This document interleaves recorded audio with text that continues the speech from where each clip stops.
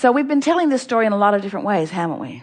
We say, you are much more than you know in these physical bodies, and that non-physical part of you remains non-physical, even though a part of you is focused here. And while you're focused here, you're sifting and sorting and knowing what you don't want and knowing what you do want. And every time you define something that you do want, even in the throes of knowing dramatically what you don't want, in other words, you never know more clearly what you do want than when you're living what you don't want.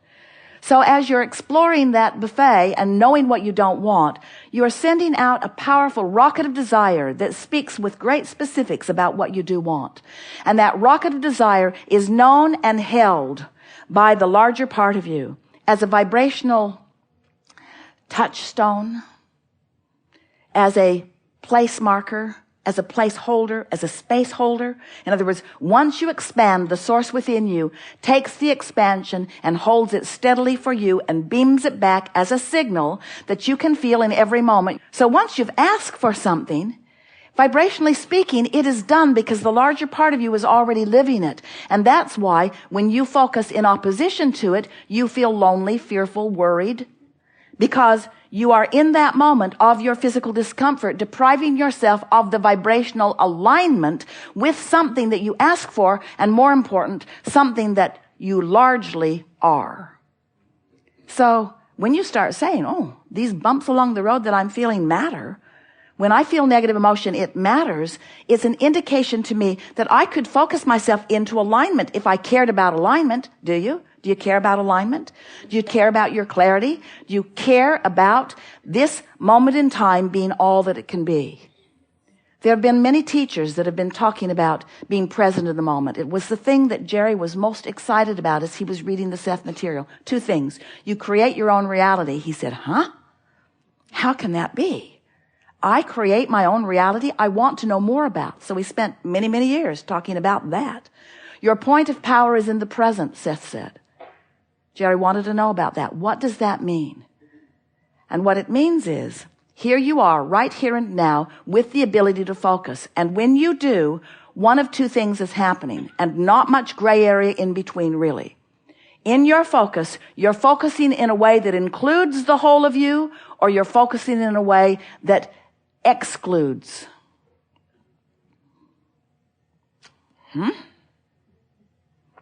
I thought you said that there was no exclusion in this universe. I thought you said that it was all about attraction. Well, it's all about choosing a frequency that will bring something to you. In other words, if you are including who you are, then you are leaving out who you aren't. And if you are including who you aren't, then you're leaving out who you are. In other words, you get to be the vibrational chooser of what you set as your vibrational tone, which then law of attraction responds to, which equals the life experience of this moment in time. You got that, didn't you? It's really fun talking with you, because we can feel that even though we are out here in a new leading edge place, that there's enough that you're hearing that is familiar to you, that even though we're reaching into these new places, you're coming right along easily, because you're tuned into who you are.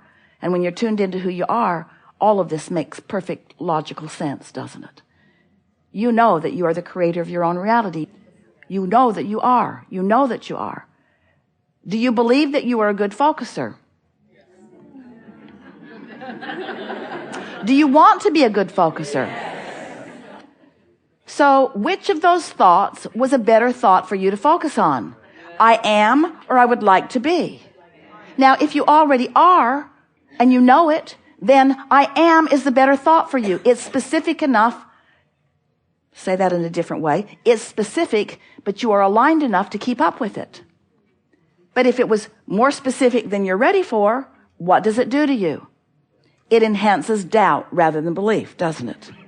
So this is the process of bringing yourself into alignment with who you are. You're reaching for the thought of greatest alignment to which you have access right now. Another way of saying that is, you want to find the best feeling thought that you can find and practice it long enough that you learn the steady vibrational grid of that. So let's say you start with something really general, and it feels pretty good because you've stayed in a nice, safe, easy to feel good place.